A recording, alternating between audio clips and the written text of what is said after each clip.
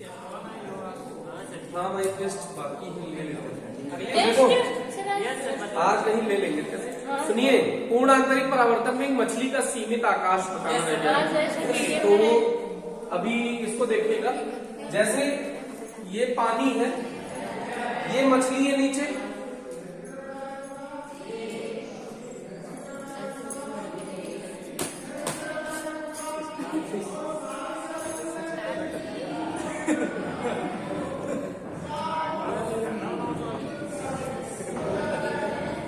ये मछली है ठीक।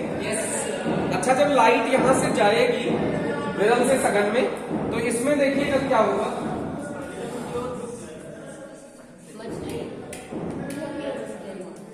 इधर देखिएगा, जब लाइट इसके अच्छा आंख से जाएगी, ये सघन माध्यम है ना पानी। Yes sir. ये सघन हो गया, पानी है क्योंकि, और यहाँ वायु है तो विरल हो गया। अरे ठीक है ना। तो विरल से सघन पे अगर गई और क्रांति कोण से अधिक कोण पर आपतित हो गई, ये कोण ग्रेटर देन है आई, ग्रेटर देन है आईसी, तो इसका पूर्ण आंतरिक परावर्तन हो जाएगा ना। बोलो। और अगर ये एग्जैक्टली आईसी हो तो इसको स्पर्श करती हुई चली जाएगी। अच्छा, इसके अंदर वाली किरण बाहर जाएगी कि पूर्ण आंतरिक परावर्तन हो जाएगा? ये वाली किरण का क्या होगा? पूर्ण आंतरिक। बोलो भाई, क्रांतिक किसका होगा? दो ऑप्शन है तुम्हारे पास, इसका होगा या इसका, 1 का या 2 का? इसी का नहीं, इसी का। एक का तो होगा। 1 का होगा सर। क्यों? 2 का होगा सर। 2 का होगा, बहुत से अधिक है सर। 1 का हो, 1 का होगा। 1 का होगा क्यों? क्योंकि उसका कोण ज्यादा है। कोण ज्यादा है। शुद्ध गधों वाले हरकत करते हैं। मतलब जो लोग इसको बता रहे हैं, इसमें देखिए कोण घट गया कि बढ़ गया इससे यार? कोण घट गया, तो उसका पूर्ण आंतरिक परावर्तन होगा कि उसका अपवर्तन होगा? ये बाहर जाएगी मीडियम में भैया, ये वाली लाइट टकरा के वापस आ जाएगी। क्यों? इसका एंगल देखिए, इससे ज्यादा है कि कम है? तो उसी माध्यम में वापस लौट आएगी। इतना समझ में आ गया होगा ना? ये फालतू ऐसे समझाने के लिए बनाया है खाली। ये मछली है, ये रे गई जो सतह को छूते हुए निकल गई, ऐसे इधर भी तो रे जाएगी जो सतह को छूते हुए निकल आएगी। Yes sir. ये सिर्फ दो तरफ ऐसे जाएगी कि ऐसे चारों तरफ जाएगी? तो ऊपर क्या बन जाएगा? शंकु बनता हुआ दिख रहा है कि नहीं बन रहा है? ऐसे। तो शंकु बन गया तो इतना, मछली को इतना ही आकाश दिखाई देगा। ये बात समझ में आई कि नहीं आई? क्योंकि इसके अंदर वाली ही लाइट बाहर जाएगी, अर्थात बाहर से यही लाइट अंदर भी तो आएगी। नहीं आया? तो मछली का इसको कहते हैं सीमित आकाश। मतलब इसके बाहर की अगर कोई, देखो अगर कोई यहाँ है ना बगुला, तो मछली को नहीं दिखाई देगा। वो इस कोण के अंदर जब आएगा तब दिखाई देगा। तो अगर तालाब में आपने कभी बगुले को देखा होगा मछली पकड़ते हुए, तो वो ऐसे ऊपर से उड़ता हुआ नहीं आता है, तालाब के एकदम सतह को छूते हुए आता है, टप से पकड़ लेके चला जाता है। उसको पूर्ण आंतरिक परावर्तन आता है। बगुले को अपवर्तन भी आता है। मछली जितनी हाइट पे उसे दिखाई दे रही है, उसको पता है कि उससे ज्यादा गहराई में है, क्योंकि आप विरल में है उस, और नीचे मछली सघन में है, तो वो उभरा हुआ दिखाई देगा ना। लेकिन बगुले को इतना अंदाजा है कि इसका अपवर्तन इतना है कि अभी हमको नीचे जाना पड़ेगा।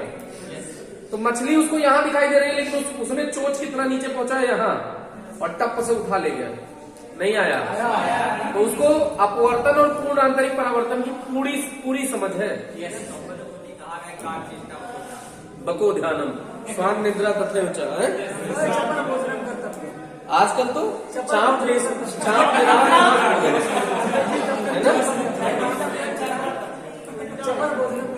इधर देखो, इधर अगर ये हाइट तुम्हें गिवन है, सुनो सुनो सुनो, ये एग्जाम में ऐसे इस पे क्वेश्चन कैसे आएगा? इसकी ऊंचाई हमने तुमको दे दी कि मछली इतने गहराई में है, ठीक। तो आपको ये बताना है, मछली की गहराई पता है तो कितने वृत्त का चक्ति लगाया जाए। अच्छा ये बताओ, ऊपर शंकु बन गया है ना, ऊपर क्या बन गया है, शंकु। तो ये शंकु पे एक चक्ति होगी ऊपर ना, अगर इस क्षेत्रफल के अंदर है तभी तो मछली को दिखाई देगा। तो इसकी कुछ ना कुछ त्रिज्या होगी कि नहीं होगी? अगर ये त्रिज्या निकल जाए, अपना कैलकुलेशन हम लोग इसकी कर ले जाए, तो त्रिज्या निकल जाए, ऊंचाई पता है, तो हम लोग ये निकाल सकते हैं ना कि पाई आर स्क्वायर से कितना क्षेत्रफल में मछली को दिखाई देगा। अरे रुको, ये आईसी है कि नहीं है? ये आईसी है कि नहीं है? इसीलिए तो स्नेल बाबा को पढ़े थे, तो ये भी तो आईसी है। नहीं आया? दो समांतर रेखाओं को तिर्यक रेखा प्रतिच्छेदित कर रही है, तो ये कोण बराबर होगा कि नहीं होगा? तब होगा यार, कि नहीं होगा? तो ये एंगल बराबर होगा कि नहीं होगा? अच्छा, इसमें ये एंगल है, ये भी बराबर होगा, ये शीर्षा विमुख है तो इसलिए बराबर होंगे, तो ये दोनों बराबर होंगे एकांतर कोण के नियम से। इतना तो समझ में मेरे ख्याल से आ गया होगा, पक्की बात। अच्छा, ये लंब पता है, और स्नेल का नियम है sine IC equals 1/μ। Sine IC equals 1/μ। याद करो, इस केस में आया था, नहीं याद है तो याद दिलाते हैं। Sine i upon sine r equals, इसका अगर μ1 1 मान लो और μ2 म्यू मान लो, तो μ1 अपॉन μ2 हो जाएगा ना। साइन आई आईसी है और साइन आर 90 है, साइन 90 बराबर 1/μ, तो साइन आईसी इक्वल्स क्या हो गया? 1/μ। और साइन आईसी इस त्रिभुज से भी निकाल सकते हो ना, बोलो तो बोलो साइन आईसी कितना होगा त्रिभुज से? साइन आईसी इक्वल्स आधार बटे कर्ण होता है, क्या होता है? लंब बटे कर्ण। लंब कितना है? कर्ण कितना है? R square plus H square.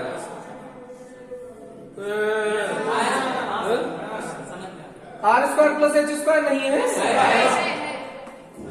तो ये समीकरण नंबर 2। समीकरण 1 और 2 में साइन आईसी है, तो ये एलएचएस अगर इक्वल है तो आरएचएस भी इक्वल है, तो 1/μ equals R upon under root R square plus H square में आप बताइए कि म्यू पता होगा जल का? कितना होता है? 4/3। एच तुमको दिया रहेगा मछली की गहराई, तो क्या आर नहीं दिया रहेगा? आर निकल नहीं जाएगा। 3 ही लोग अज्ञात हैं, 1 2 3, 3 में से 2 मान तुम्हें पता है, तो आर नहीं निकल जाएगा। आर निकल जाएगा तो क्षेत्रफल नहीं निकल जाएगा, पाई आर स्क्वायर, तो एरिया यहां से निकल जाएगा पाई आर स्क्वायर। तो पाई आर स्क्वायर से आपको ये पता चल जाएगा कितने क्षेत्रफल में मछली को आकाश दिखाई देगा। इसको और थोड़ा सा लेवल बढ़ाते हैं। आईआईटी में ऐसे आया था, थोड़ा सा स्टाइलिश कर दिया जाता है आईआईटी में जब क्वेश्चन आता है। आईआईटी में आया कि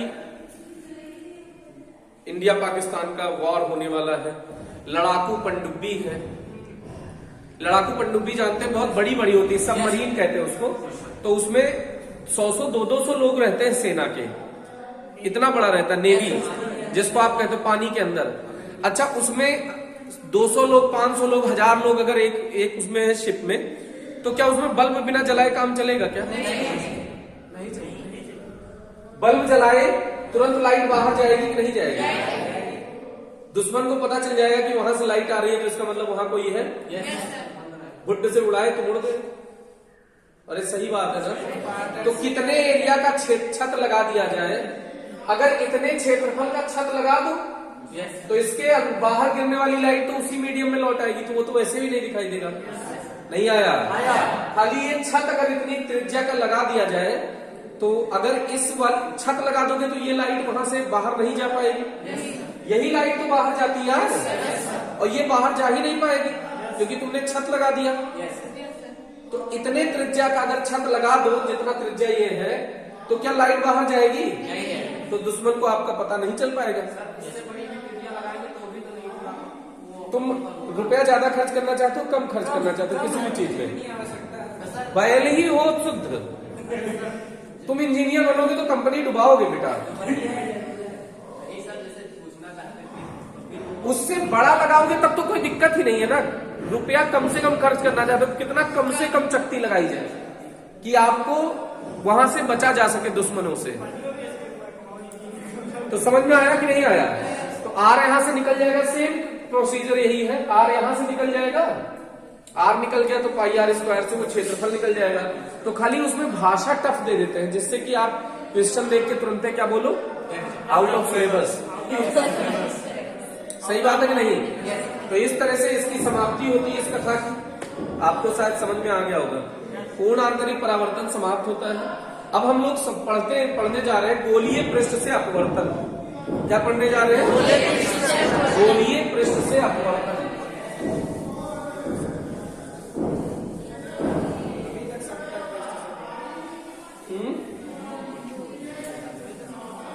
कांच वांच है जैसे, उससे अपवर्तन।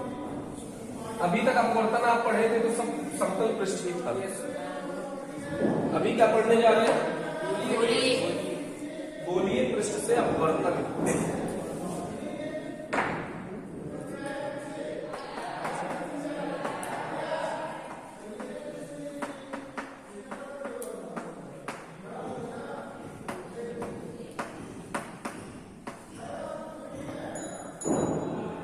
Refraction from curved surface. Refraction from curved surface.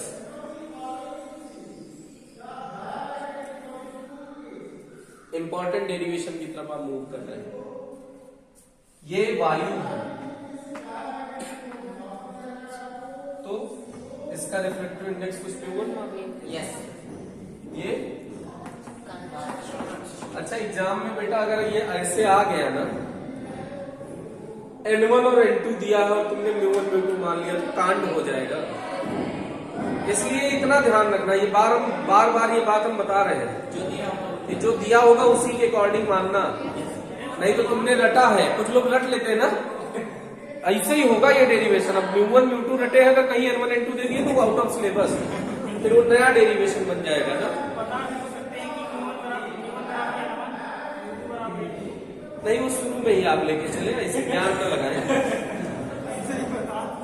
और ये μ2 है, ठीक है भाई। अब देखिएगा,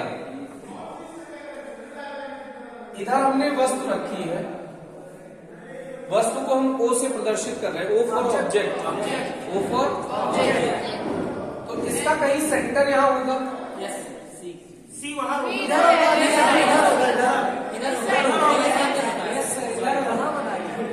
जल्दी जगह हो दोस्त। यस सर, नहीं लेट हो गया बेटा। नहीं सर, हम बता रहे थे। नहीं, आपका रिस्पॉन्स आया था, टाइम से आया था। बाकी लोग तो आलू लिया तो काफी लेट में जगह। अरे यस सर, हाँ यार, ये तो उल्टा बना दिए। ऐसे सोचे ना, फिर से ये पूरा गोला करे, ये कैसे होगा? इसका गोला किधर बनेगा गधा? नहीं, गोला तो बनेगा ही, लेकिन फिर काट कर लेते हैं सर जिसमें। ये सब कांच है आर पार।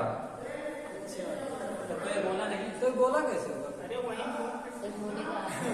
तो अरे बैलो, ये वाला भाग गोला ही तो बनाएगा, बाकी प्लेन है उससे मतलब नहीं है। इसका जो कर्व पोर्शन है ये आगे बढ़ाएंगे तो गोले का निर्माण करेगा कि नहीं करेगा? तो इसका सेंटर होना चाहिए कि नहीं होना चाहिए? शुद्ध गधे वाली बात कर रहे हैं। क्लियर हो गया होगा? जैसे ही गधा क्या तुरंत क्लियर होगा। ये लाइट गई सघन से विरल में ना। Yes sir. बाबा कुछ रिप्लाई किया करें, ऐसे बैठने में नहीं काम चलता है। आप इस कह रहे हैं, हाँ, कुछ भी तुम बोलते नहीं हो। ना बोलने का मतलब ये भी होता है कि नहीं आ रहा है, समझे? ना बोलने का हर बार ये मतलब नहीं होता कि आ ही रहा है। तो इधर देखिए, अब ये अविलंब इसके लिए चाहिए ना। Yes sir. अविलंब ऐसे खींच दिया जाए, खींच सकते हैं, ऐसे खींच दिया जाए, ऐसे कौन सा? परिध पर कोई भी खींची गई रेखा सदैव क्या क्या क्या बेटा? परिध पर खींची गई कोई भी रेखा सदैव परिध पर लंब होती है। परिधि पर खींची गई कोई भी रेखा, ये आज हमने पहली बार पढ़ा। चलो एक बच्चा सही आया कुछ, नहीं तो परिधि पर तो ये भी लाइन खींची जा रही है। ये जीवा होता है। केंद्र पर ही ना केंद्र ऐसे केंद्र से कीजिए। यस तो लंब कहाँ से मिलेगा? केंद्र से जाने वाले ऐसे खींच दे, यही तो है। नहीं ऐसे सर जी यहाँ सी से लेकर जाएंगे ऐसे खींचेंगे ऐसे करके। चलो अभिषेक बाबू जगे, अनिल बाबू बात मान लेना तो जिंदगी में आंसर ना आए। ऐसे ये 90 डिग्री यहाँ पे दिख रहा है तुझको, ये 90 डिग्री दिख रहा है लेंस पे, शुद्ध गधा है। कैसा गधा है?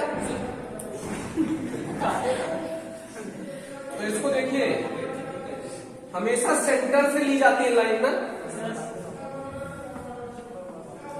ए भाई समझ में आई बात ना?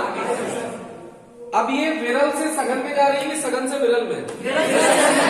तो अविलंब से की ओर झुक जाएगी। अच्छा, तो अविलंब की ओर झुकी तो कैसे झुकाई जाए? ऐसे वैसे तो ये सचमुच ऐसे जा रही है, ऐसे इधर झुकाई जाए, ऐसे या ऐसे? ऐसे ऐसे ठीक है।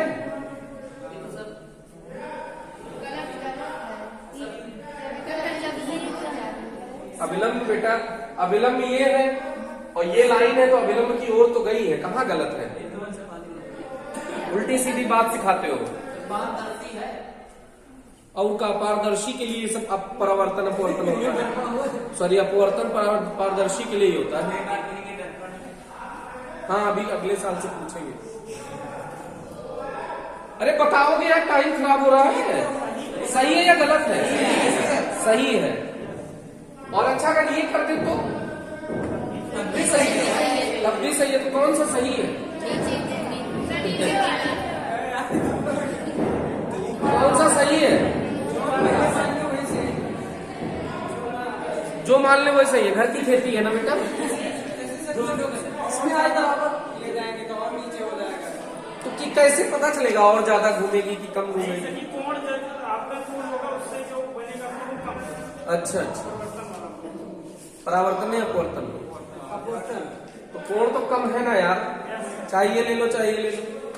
तो दोनों सही है। पहली बात तो ये जान लीजिए, पहली बात तो ये जान लीजिए दोनों सही है। अगर ये वाला आपने माना है, ये वाला, तो इसको पीछे बुला के आपको इमेज बनाना पड़ेगा। इस प्रकार के इमेज को आभासी इमेज कहते हैं। आभासी प्रतिबिंब। कैसा प्रतिबिंब है ये? आभासी प्रतिबिंब है।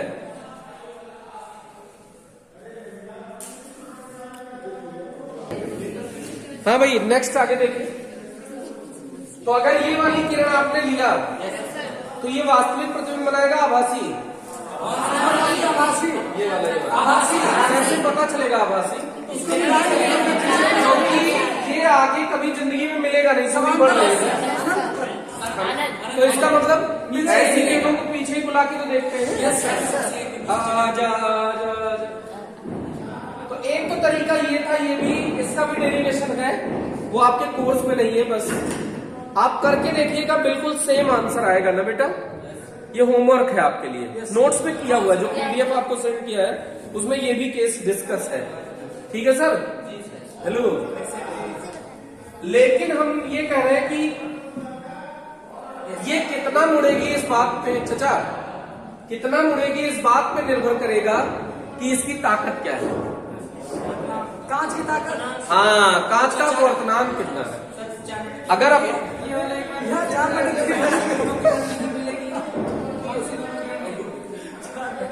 वास्तव में बेटा देखो, वास्तव में ऐसे जाती ना, इधर देखो, ये विरल है, ये सघन है, ये कांच है, ये वायु है। हेलो, सीधे बोर्ड पे देखिए, बदतमीजी बिल्कुल नहीं चलेगी भाई। आपके समझ में आने का ये कतई मतलब नहीं कि आप इधर उधर बात कर सकते हैं, बिल्कुल नहीं। बोर्ड पे देखना आपकी मजबूरी है। ये विरल है, ये सघन है, ये विरल है, ये सघन है। तो विरल से सघन में जाएगी तो अभिलंब की ओर बढ़ जाएगी, तो ये ऐसे ना जाके थोड़ा सा मुड़ेगी। तो हमारे पास चांसेस तो ये भी हो सकते हैं ना कि देखो ये अभिलंब है, तो ये ऐसे जा रही थी तो ऐसे मुड़ जाए, तो ये भी तो मुड़ी ही है ना यार अभिलंब की ओर। लेकिन क्या ये आगे जाके कभी इससे आगे अगर बढ़ाओ तो कभी इस अक्ष को काटेगी क्या? अगर आप काटेगी नहीं तो इमेज कभी बनेगी नहीं, तो इसको पीछे ही बुलाना तो पड़ेगा। आजा, यहाँ इमेज बनेगी। अरे सही बात है ना। ये वाला पोर्शन का डेरिवेशन आप करिएगा, कोर्स में नहीं है इसीलिए डिस्कशन नहीं कर रहे हैं। आप ट्राई करिएगा, होगा बिल्कुल। लॉजिक आना चाहिए, नहीं होगा। अरे रुक जाओ बिटिया, भी बता रहे ना जो है, भावुक नहीं होना। जो कोर्स में हमको ही पता है कोर्स में हल्के में नहीं बताओ। अब इधर देखो, इधर ये ऐसे ना जाके ये ज्यादा भी तो मोड़ सकता था कांच। अपवर्तनांक के ऊपर निर्भर करता है। अपवर्तनांक का मतलब क्या होता है? किरण को मोड़ने की ताकत। तो अगर इसका अपवर्तनांक आ रहा है तो ताकत से मोड़ लेगा ना। तो कहेगा कहाँ जा रहे हो बेटा, आओ। ये डायरेक्ट मोड़ के यहाँ इमेज बना दिया कि नहीं बना दिया? बोलो, समझ में आया नहीं आया? तो ये वास्तविक बनेगा। ओके, तो ये बना इमेज, ये था ऑब्जेक्ट। यहां से लंब डाल दो, ये कुछ एन है, ये ओ डैश इसका कुछ सेंटर है। ओ डैश और एन बहुत समीप होंगे। अच्छा, ये किरण का तीर जरूर बनाना है। अगर तीर नहीं बनाते हैं तो ये इसका मतलब आपका कुछ नंबर 1/2 नंबर तक लगभग डेरिवेशन से काट लिया जाएगा। तो ये एरो बनेगी ना। डायग्राम समझ में आया क्या बेटा? सर जी आप कहते जब 2 किरणें काटती तभी प्रतिबिंब बनता है। सर एक सीधी वाली गई है ना सर, तो ये जो, अच्छा हाँ ये भी जान लीजिए, जो इसके ऑप्टिकल सेंटर से जाएगी ना वो सीधी निकल जाएगी, उसको कोई बिना डाइवर्ज हुए। तो ये भी रे है, तो ये गई तो काट दी ना।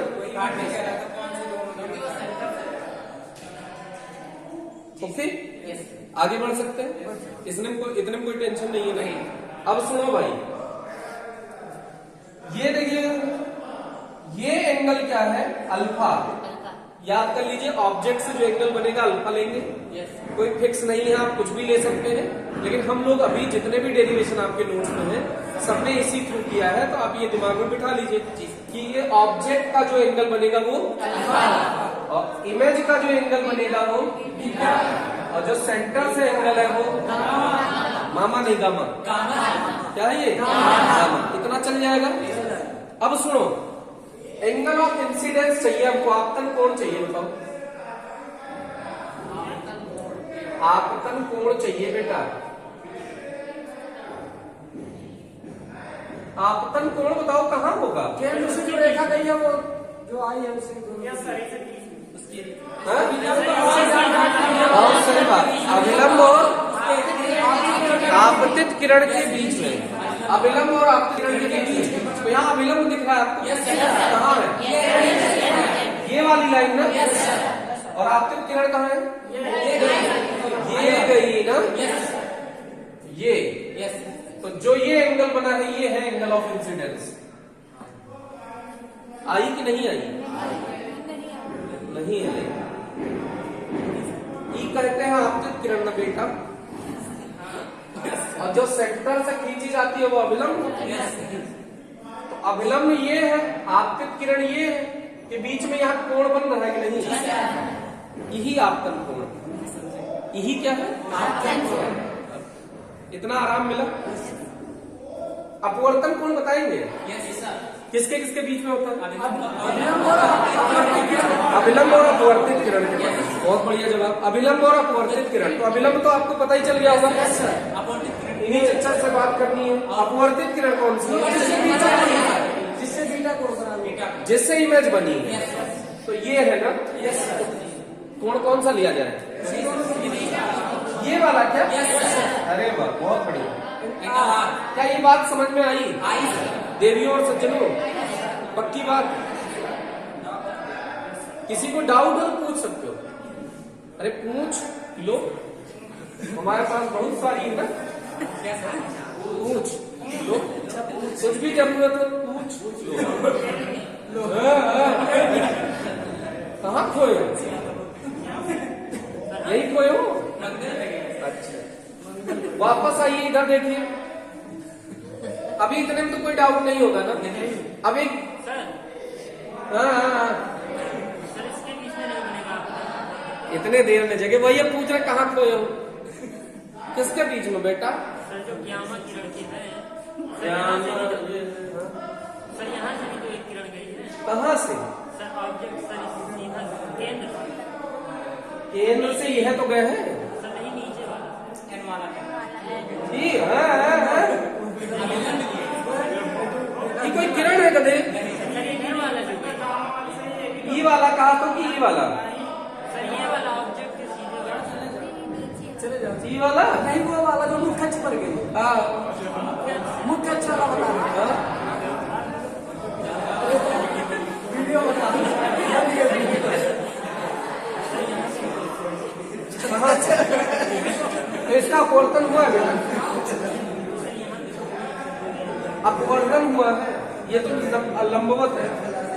अगर ये ऐसे आएगी तो इसका अपवर्तन होगा क्या? ये अभिलंब में यही किरण आई है तो यही ऐसे सीधे चली जाएगी ना, तो इसमें कोई कोण बनेगा क्या बेटा? 0 डिग्री। बोलो।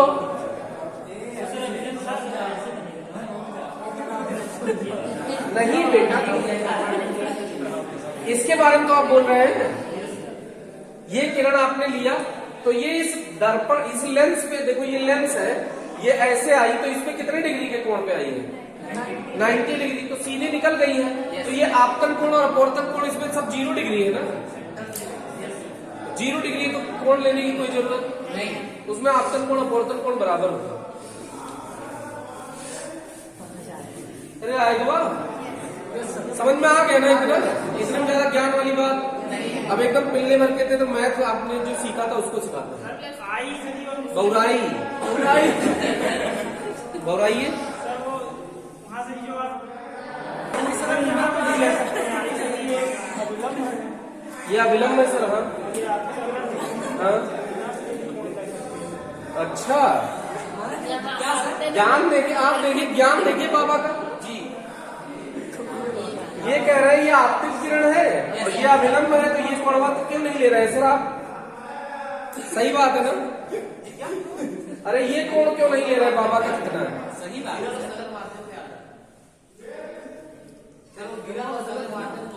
हाँ ये वही बात, लड़के ने हीरे वाली बात की है। सुधारिए गधे, इधर देखो इधर।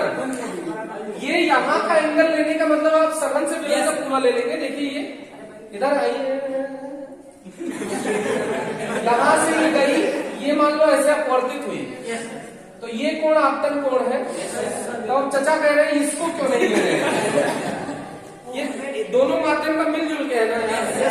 अभी बाद में ये भी तो आप कह सकते हैं सर ये लीजिए ना सर, ऐसे लीजिए ना सर, ऐसे क्यों नहीं ले रहे सर? तो ऐसे बहुत सारे कोण बनेंगे सर।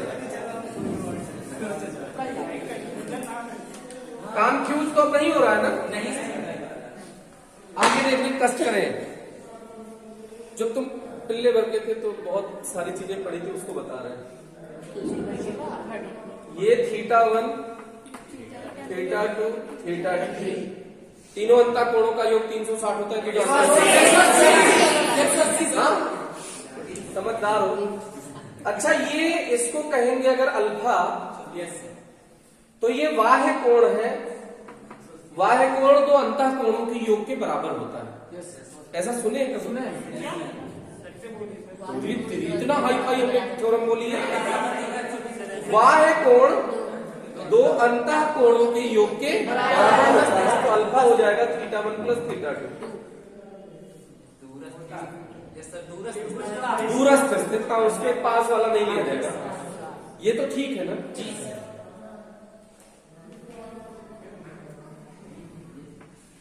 ये अगर अल्फा होता θ1 θ2 θ3, तो अल्फा किसके इक्वल हो जाएगा? θ2 + θ3। ये समझ में आया? क्या कह रहे हो बेटा?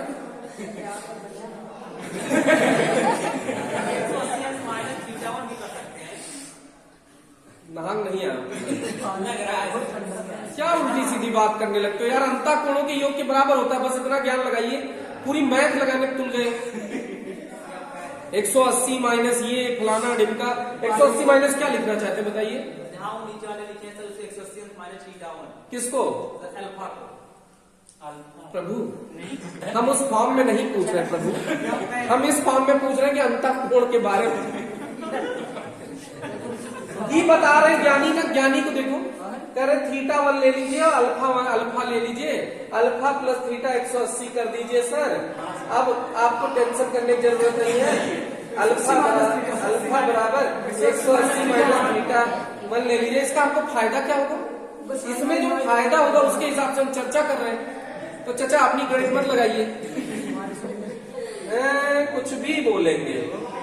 ये अल्फा अगर हो और ये θ1 θ2 θ3 हो तो बताइए अल्फा किसके इक्वल होगा? θ2 प्लस जग गए हाँ, तो ऐसे लल्लू भी बनाया जा सकता है। ये शीर्षा विमुख है, इसमें बाह्य कोण का कॉन्सेप्ट नहीं होता। नहीं, अरे होता नहीं है उसकी बात नहीं, हमने गलत जानबूझ के बनाया है। अच्छा होता ऐसे। अब ये हो सकता है ना, ये वाला बाह्य कोण किसके बराबर होगा? θ2 प्लस θ3। अब इसमें ये ध्यान रखिएगा कि जो ये त्रिभुज है बाह्य कोण उसी को मानेंगे कि किसी एक साइड को एक्सटेंड कर दो। जी सर। चाहे इसको आगे बढ़ा लो, चाहे इधर आगे बढ़ा लो, तो ये कोण बन जाएगा। चाहे इसको ऊपर आगे बढ़ा लो तो ये कोण बन जाएगा, चाहे इसको आगे बढ़ा लो तो ये कोण बन जाएगा। चाहे मतलब किसी एक साइड को, जैसे इसको भी आगे बढ़ा सकते हैं तो ये कोण बन जाएगा। समझ में आया कि नहीं आया? तो उनमें त्रिभुज की तीनों साइड में से एक साइड को आगे बढ़ाइए। पक्की बात? जी। कोई डाउट हो तो पूछ सकते हो। अरे पूछ सकते हो भाई, समझ में आ गया ना? आ गया सर।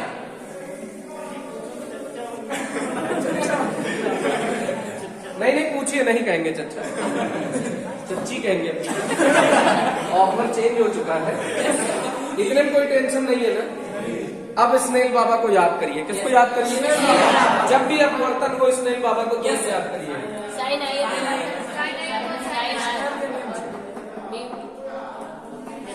घूर के देखना, अपने मन से डिराइव भी करना। जी sir. Mu one sine I, mu one mu two into sine are.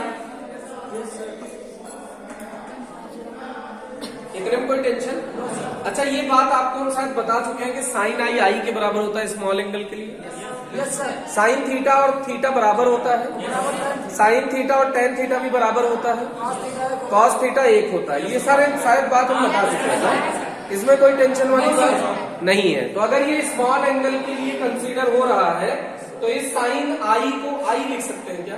ठीक है, बोल भाई। साइन आर को आर लिख सकते हैं क्या? तो देखो भाई, म्यू1 आई बराबर म्यू2 आर। इतने में कोई कष्ट हो तो बोलो, बोलो। अब ये क्या बाह्य कोण है आई? कोई त्रिभुज देखो जिसका ये बाह्य कोण हो। ये किसका बाह्य कोण है?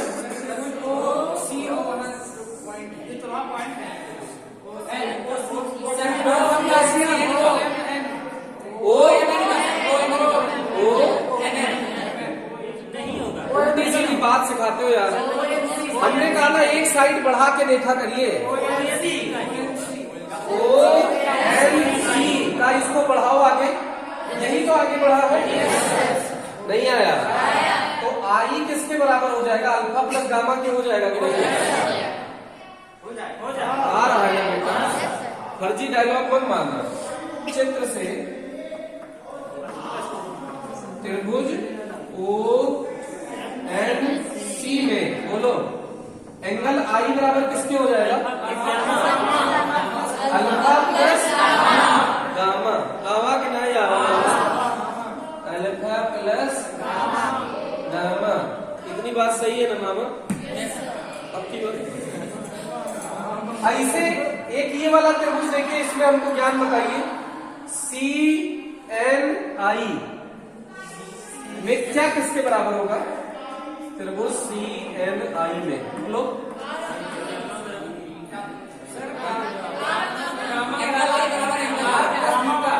झापड़ बराबर लात लात कुछ भी बोलते हो। मैथ क्यों ना, मैथ क्यों ना, वो बायो।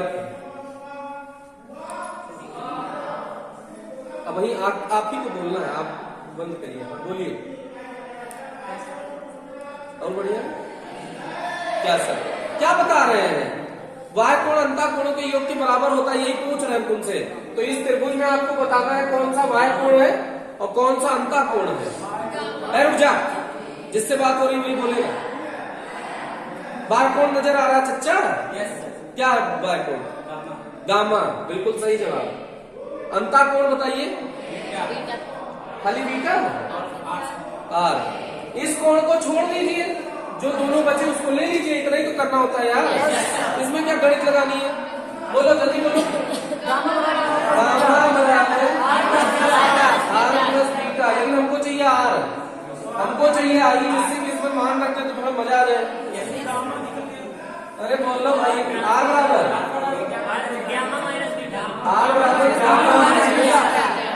बीटा, ये समझ में आया? आई तथा आर का मान समीकरण एक में रखने पर, आई तथा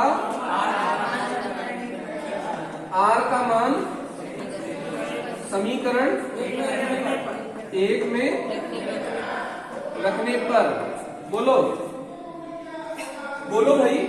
U1 आई अल्फा प्लस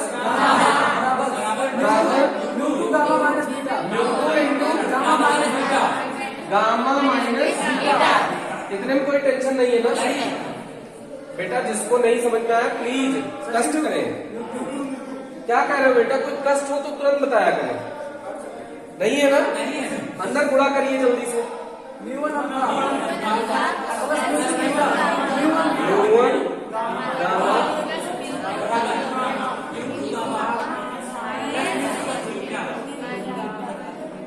गामा गामा एक साइड कर लो, बाकी अल्फा बीटा को एक साइड कर लो। तो देखो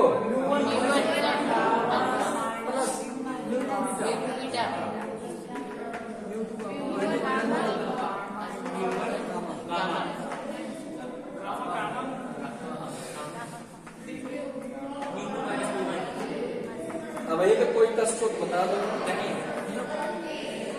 पक्का ये बात समझ में आ गई ना? अब देखिए, साइन अल्फा को टेन अल्फा भी तो लिख सकते हैं। तो ये क्या अल्फा को टेन अल्फा लिख सकते हैं क्या? स्मॉल एंगल के लिए अल्फा टेन अल्फा बराबर नहीं होगा? बोलो। तो देखो, इसको ऐसे लिख सकते हैं, μ1 tan alpha, μ2 tan beta, tan gamma, μ2 minus μ1। मर तो नहीं रहे हो कुछ लोग? नहीं सर। स्मॉल एंगल के लिए अब टेन थीटा बराबर आधार बटे कर्ण, लंबे आधार। तो चलो लिखते हैं μ1 टेन अल्फा। बताओ चित्र से, ये चित्र देखिए। अब लंब तुमको नहीं नजर आ रहा है, आधार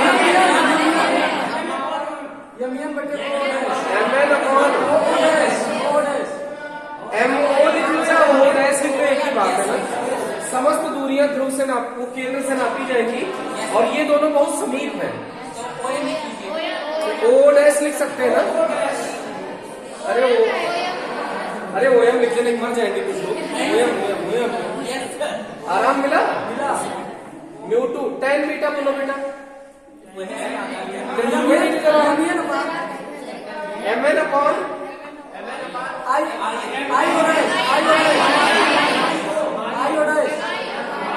माई, टेन गामा बोलो।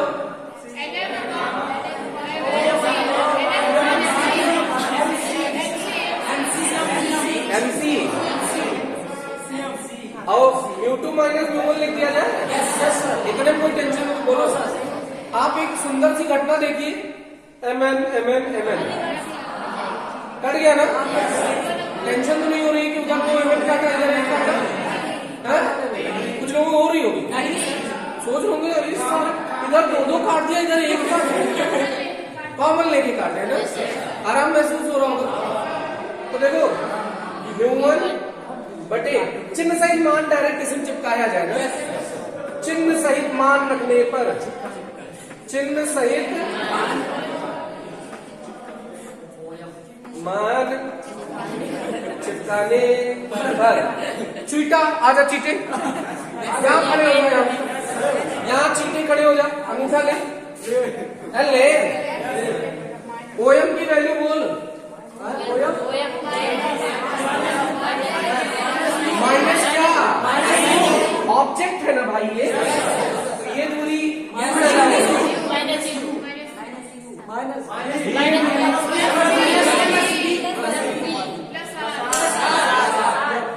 रहा है, नहीं आ रहा है, नहीं आ रहा है ना। चिन्ह सहित बोल बेटे, म्यू1 ओएम की वैल्यू बोलो, माइनस यू, समझ में आया क्या? पक्का, plus mu two my plus minus mu two minus mu one plus. अभी तक आराम मिल रहा होगा। तो देखो क्या आया, म्यू2 बटे वी माइनस म्यू1 बटे यू बराबर म्यू2 माइनस म्यू1 बटे आर। रट लीजिएगा ये फॉर्मूला, आपके जीवन में आज नहीं जिंदगी भर काम आने वाला फॉर्मूला। अभी कहानी यही खत्म नहीं हुई थी, एक स्टेप और बताऊंगा, खत्म हो जाएगा डेरिवेशन। ये कब आया है डेरिवेशन? क्या सर? जब सघन से विरल था, विरल से सघन था। किरण कहां से कहां आई है? अगर किरण सघन से विरल में आएगी, कहां से कहां आएगी? सघन से विरल में आएगी। ये आप याद रखिएगा भविष्य के लिए। अगर सघन से विरल में आएगी तो म्यू1 किससे हट जाएगा? म्यू2 से। म्यू1 रिप्लेस हो जाएगा म्यू2 से।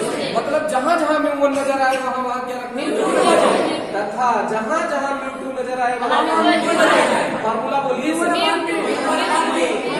Upon B. इसी फॉर्मूले में बेटा आराम से देखिए, mu one upon B, mu one upon B minus